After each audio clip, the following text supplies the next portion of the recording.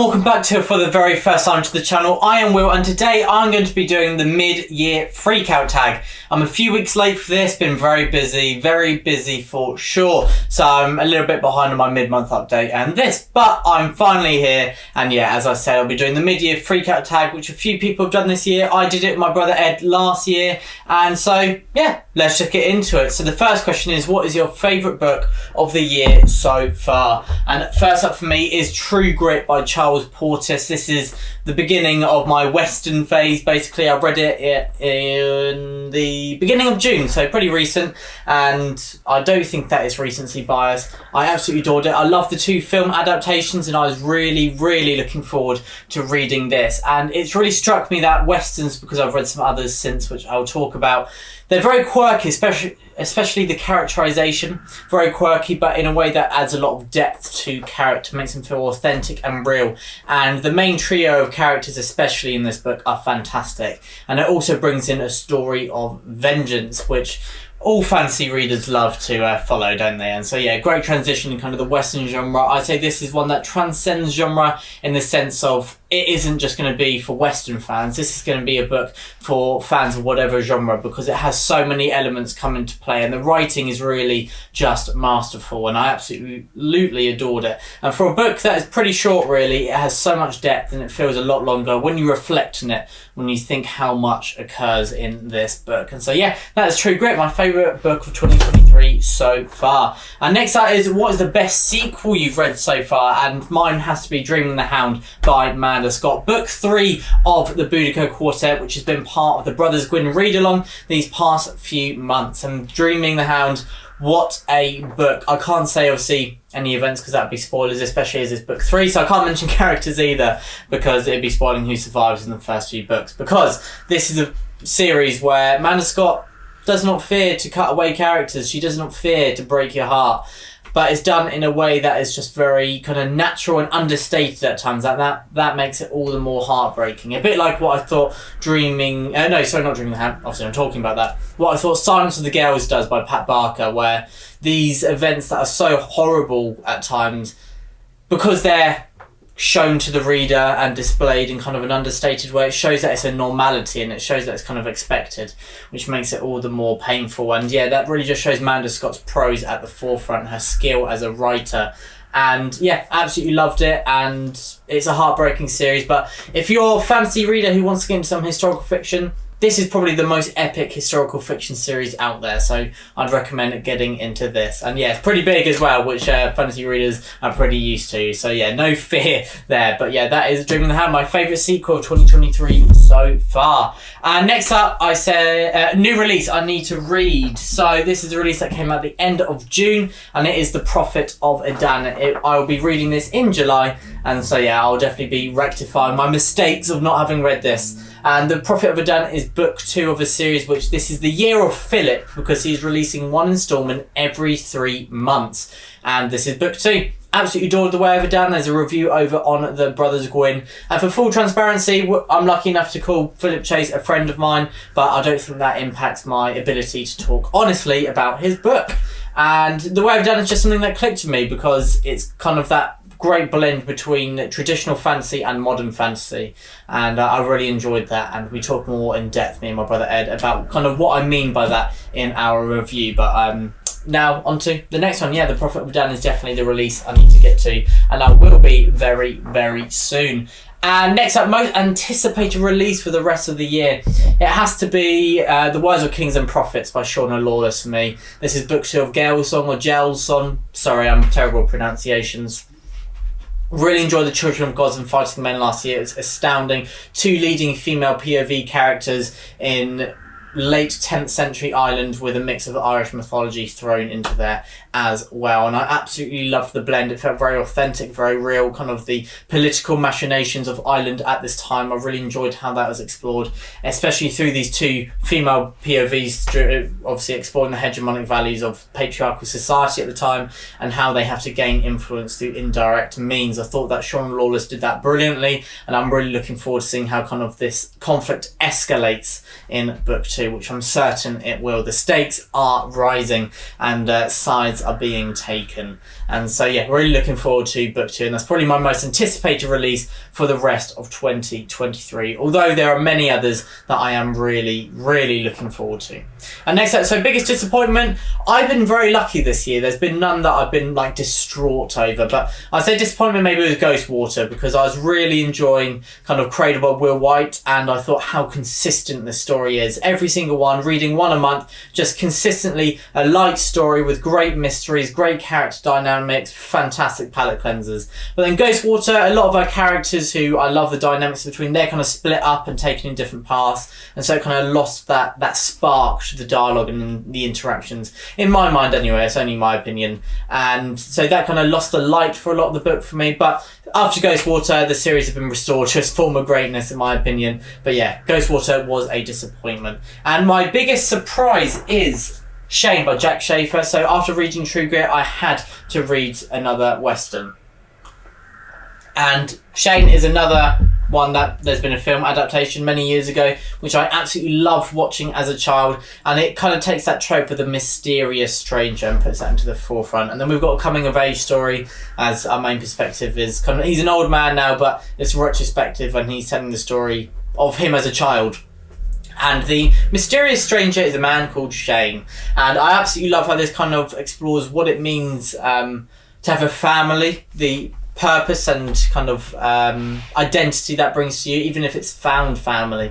That's a really core theme in Shane as well. And again, as I said earlier with these Westerns, I'm realising when it's done well how quirky they all are, and how kind of light and fluid the prose is, and how much it really does revolve around characters. And I'm a character driven reader, so yeah, it seems like it's going to be a genre just perfect for me, and I can't believe I've not read more in this genre at book 4. So yeah, I'm finally rectifying my mistakes. That's what a lot of the latter half of 2023 will be about as well. Reading more Westerns, reading The Prophet Vadan, rectifying my mistakes. And so yeah, it's got to be done. And yeah, my biggest surprise in a good way was Shane.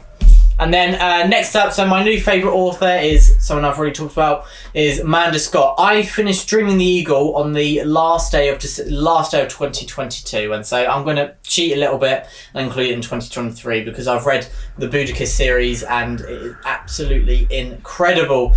And yeah, Amanda Scott, my new favourite author. It just...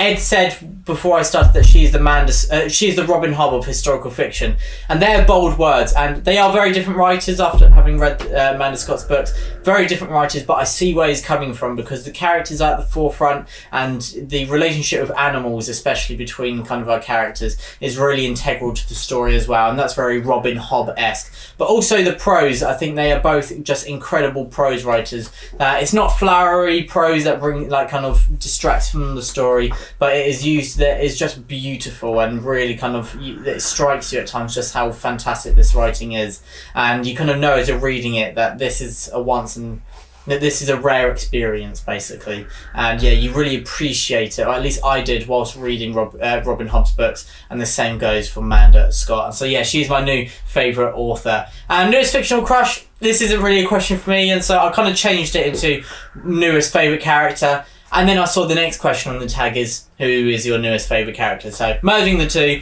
and my newest favourite character is Mattie Ross from True Grit. So she's 13 or 14 years old, her father is killed, and she embarks on a quest for vengeance, but in a way where she makes sure that it's legally correct. And she's just a force of nature, a whirlwind, and all these characters around her just underestimate her, and they are shocked when she kind of displays her abilities and her maturity and how she is set on this path, and she will not be dissuaded from what she wants. And yeah, she's just absolutely fantastic. Her dialogue is incredible, and Charles Portis does it in a way where she still feels like a child, but very different to your normal child at the same time. So yeah, it's just really done brilliantly, and she's my new favourite character from 2023. And a book that made me cry, well, I have to bring up Mayflies then. This was one of the first books that I read this year, and it's written by Andrew O'Hagan, or O'Hagan, again, sorry if I get these pronunciations wrong. And Mayflies is a story about friendship. The first half is set in the 1980s. A group of boys who are best friends, and it's kind of about how they really help each other through their troubles and their trials and tribulations, especially with their families, and what kind of the crises when you're kind of thrust into the world and you're kind of forced to get a job, and even if you have no idea what you want to do later. And they go to a festival, and it's how this really represents such a core memory for them and really shapes a lot of who they are. And then we jump kind of 20, 30 years later, and we see kind of how friendships are broken up, how some have become stronger. And it's just a really beautiful story, and with friendship and kind of camaraderie at the core of it and what that means. And so, yeah, lovely story, really fantastically written, and yeah, made me cry. So yeah, that's why it's on the list and the answer to that question. So yeah, Mayflies is the book that made me cry. A book that made me happy. See, this is the thing, especially being probably mainly a fantasy reader. Most of fantasy books are not happy, but I found an exception, and that is Guards by Terry Pratchett. This is such a light book. I love the characters. I love how it's just innocent. It's wholesome. We've got characters who, a lot of them are out for their own self-preservation, but in a way that makes you laugh. And then you've got other characters that are just innocent and they want to do good. And yeah, Carrot, what a man in Guards, what a man Carrot is. And yeah, I'd love to know him, and he's just fantastic. And then with characters like Nobby, who is just absolutely hilarious. He doesn't mean to be, but just how he kind of brought into the story and kind of his role to play. Terry Pratchett does it brilliantly, where it is absurd, but it balances so it's not annoying, it's not infuriating. It's just before that, so it is absurd, but it's still really enjoyable. And yeah, it just clicked to me. And yeah, Guards really made me happy, really made me smile, really made me laugh. And now two questions to go. So most beautiful book by, and so this was hard. I've had some beautiful books arrive so far in 2023. I was meant to be on a book buying ban because I got new shelves and kind of expanded, and they're already full up, which is a bit of a problem because I probably won't be able to expand for quite a while now. So yeah, that is I don't have a solution to that really. I'm just going to have to buy more books and then see if I can cram them on there. But anyway, my beautiful book I've bought so far is Best Served Cold. And this was the Broken Binding subscription. And look at those edges. I absolutely love it. Best Served Cold, brilliant book. Joe Abercrombie, one of my favourite authors. And especially with the exciting news that Best Served Cold is most likely going to become a film. And so what amazing news that is. I've always wanted something First Law or kind of Joe Abercrombie-esque to be made into a programme, and I think it will do brilliantly if adapted right. And yeah, most beautiful book. I absolutely love it. It looks really nice on my shelves, especially next to the special editions of the original First Law trilogy. And so yeah, slowly get my Joe Abercrombie collection there. And now the last question is, so what is your top priority for reading for the rest of the year? So obviously there's some upcoming releases which I'm very, very excited about. I'll be reading The Prophet of Down, which is already released, of course. But also we've got a read along on the channel on the Brothers Gwyn from July to October, alongside RJ Reads and Rekindled Reader, and that is the Faith from the Fallen read along. And I'm astounded there's so many people involved. It's absolutely awesome chatting to them over on our Discord and over on Rekindled Readers Discord as well. I'll put links in the description below. Please do join us. Book 1, we're reading Malice in July, we're reading Valor in August, Ruin in September, and Wrath in October. And so there's plenty of time to catch up. Most people haven't even finished Malice yet, so please jump on the bandwagon. And if you've read them already and you don't have time to read them again, don't worry, please still join in, because we're asking loads of questions like who's your favourite character, what if this happened, and loads of kind of just geeky stuff like that really. And so yeah, even if you're not reading it alongside us but you've already read it before, so there's no spoilers, there you go. Please join in, and we'll be doing chats on each other's channels at the end of each month as well. And so yeah, that is my priority reading for the rest of the year, and hopefully many books alongside it. But everyone, thank you so much for watching today. This was the mid-year freakout tag for 2023. Cannot believe we're halfway through the year already. I'm really happy with my reading. I've read a few less books than I expected, because last year I think I read 60 by midway, and my goal was to read 100 this year. So I've only read 43, so still a lot though, and it's more about quality than quantity, isn't it? And there's a lot of fantastic books that I'm happy to have discovered so far this year. And so let me know what the answers to some of these questions would be in your case, in your perspective. What are your favourite reads of the year so far, and the other questions such as that, please let me know in the comments below, and hopefully your reading for July is going well so far. But everyone, thank you so much for watching, and stay safe.